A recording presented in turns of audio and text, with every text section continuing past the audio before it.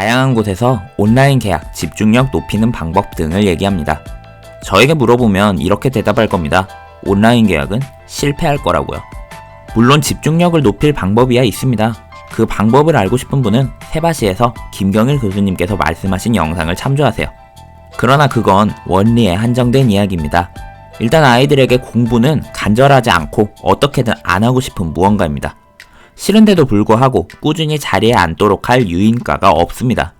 이게 재택근무와 온라인 계약이 다른 점입니다.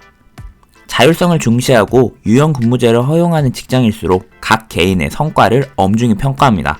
모두의 기질과 상황이 다르니 당신이 가장 편하게 일하도록 보장하겠다. 그러나 직장에 들어와서 역할을 부여받은 이상 그에 상응하는 일은 해야 되지 않겠나? 라는 이야기입니다. 그리고 그 성과에 따라 월급이라는 보수가 뒤따릅니다. 회사 일은 하기 싫더라도 마음을 붙들어매고 해야 합니다. 월급이 달려있잖아요? 기왕 해야 할 일, 집중력 있게 잘 처리하기 위해서 인위적인 자기의 암시만 걸면 되는 겁니다. 근데 학생들은요? 학생들이 공부를 안 하면 당장에 큰일이 나나요? 무슨 불이익을 받나요? 시험 성적이 잘 안 나온다고요? 그건 아이들의 불이익이 아니라 학부모님들의 불이익이죠. 성적에 관심이 없는 아이들은 자기 성적표에 0이 써져 있든 100이 써져 있든 중요하지 않습니다. 당장에 노는 게 중요합니다. 그러니 아무리 온라인 학습 성공을 위한 방법을 말해줘도 학교 공부 자체에 충분한 동기가 이루어진 학생들에게 한정된 이야기입니다. 이런 아이들은 새로운 체제가 낯설 뿐 이미 스스로 잘하고 있을 확률이 더 큽니다. 동기가 충분하면 행동은 알아서 나오니까요. 우리나라 청소년 다수가 느끼는 교육의 이미지는 무엇일까요? 새로운 것을 배우고 나 자신을 성장시키는 과정? 아닐 겁니다. 아이들에게 교육은 시험 성적이에요. 성적이 높게 나오는 것이 목적이며 결과입니다. 2020년 첫 전국 단위 모의고사인 서울시 교육청 주관 전국연합학력평가 사태를 보겠습니다.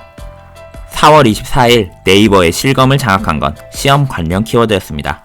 자신이 지금까지 공부했던 내용을 평가하는 자리가 아니라 어떻게든 점수를 올리고 싶다는 마음으로 시험을 봤다는 증거입니다. 물론 막히는 게 있을 때 빠르게 검색할 수 있는 물품이 옆에 있으면 유혹을 느낍니다. 하지만 실검은 몇몇 사람이 만드는 게 아니죠. 많은 사람들이 공부를 해야 하는 것으로 전제하고 시작합니다. 학생들이 공부를 왜 해야 해요? 라고 질문하지 못합니다. 당연히 하는 거라고 배웠으니까요.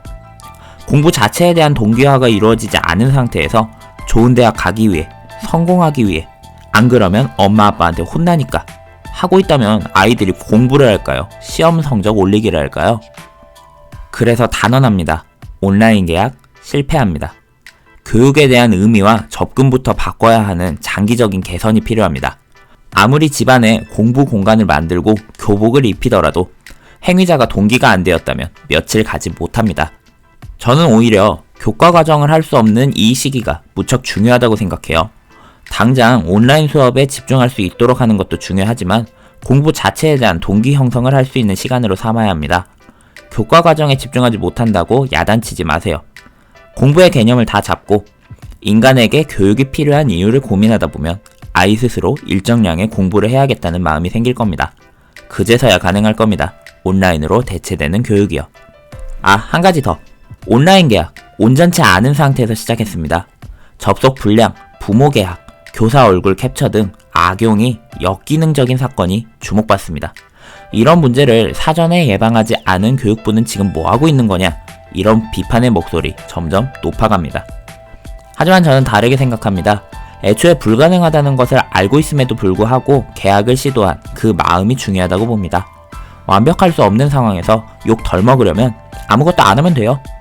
그러나 완벽하지 않더라도 일단 시작하고 실패와 실수를 통해 개선하며 앞으로 나갈 수 있습니다. 대신 그 대의를 위해 엄청난 욕을 감수할 철학이 있는 사람만 할 수 있겠죠. 하루하루 달라져가는 상황 속에서 불안정한 대응들에 학부모는 물론이고 교사, 학생, 교내 임직원 모두 불만을 쏟아내는 요즘입니다.